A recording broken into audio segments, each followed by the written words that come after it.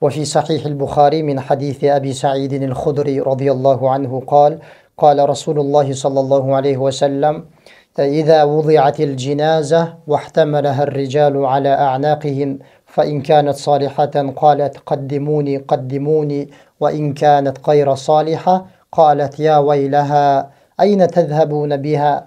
يسمع صوتها كل شيء إلا الإنسان، ولو سمعها الإنسان لصعق.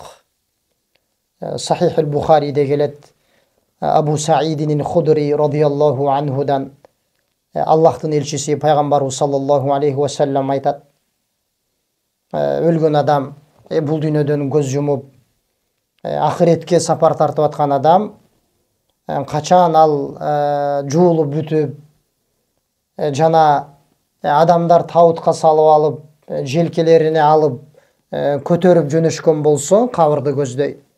Адам бул дүйнөдөн кайтыш болуп, гусулу алынып, таутка салынып, мүрзөнү көздөй, кабырды көздөй жөнөп бара жатканда ошол өлүк айтат деп атат. Тауттун ичинде жаткан өлүк эгерде салих адам болуп өткөн болсо, урматтуу мусулман бир туугандар, бул дүйнөдө жашап өткөндө салих адам болуп, Аллахтын дининде бекем болуп, Пайгамбар саллаллаху алейхи ва салламдын сүннөтүнө бекем болуп, салих адам болуп өткөн болсо, эмне ошол тауттун үстүндө баратканда эмне деп айтат деп атат? Каддимуни, каддимуни деп айтат дейт. Мени батыраак алып баргыла, батыраак мени жерге бергиле, жерге узаткыла, кабырга койгула мени батыраак деп айтат. Ва ин канат гайра салиха, ал эми салих болбогон болсочу, бул дүйнөдө динде жашап өтпөгөн болсочу, ал адам эмне деп айтат? Калат я вайлаха айна тазхабуна биха, шорум куругур, мени кайда алып баратасыңар деп айтат дейт. Башкача айтканда, алымдар айткандай, мени жерге бербегиле, мени жерге көмбөгүлө, мени дафын кылбагыла, мени жөн эле таштап койгула деп айтат дейт. Эгерде салих адам болуп бул дүйнөдөн өтпөгөн болсо.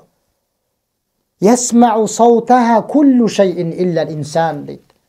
Ошол тауттун үстүндөгү өлүктүн айткан сөзүн, азыркы хадисте айтылып аткандай, бардык жандыктар угат деп атат. Бир гана инсан, адам баласы укпайт дейт.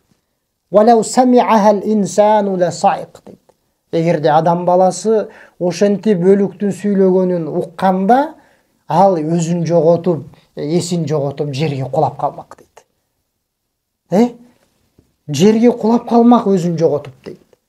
Салих адам болуп бул дүйнөдөн өткөн болсо, урматтуу мусулман бир туугандар, ошол тиги дүйнөгө барбастан табыттын ичинде баратканда мына ушундай кубанычка бөлөнүп, мени батыраак алып баргыла, батыраак мени жерге бергиле деп айтат деп атат. Ал эми салих болбогон адамды кантип айткандыгын уктук. Ал мени жерге бербегиле, мени жерге көмбөгүлө деп айтат дейт. Ошон үчүн мусулман бир тууган, баарыбызды ошол кабыр күтүп турат. Эртели кеч биз сөзсүз түрдө, урматтуу мусулман бир туугандар, ошол түбөлүктүү акыретибизге барабыз. Биздин акырет жашообуз ошол кабырдан башталат.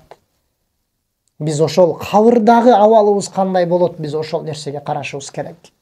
Биз ошондой Наби саллаллаху алейхи ва саллям айтып сүйүнчүлөгөн адамдай болуп, мени батыраак жерге бергиле деген адамдай болобузбу?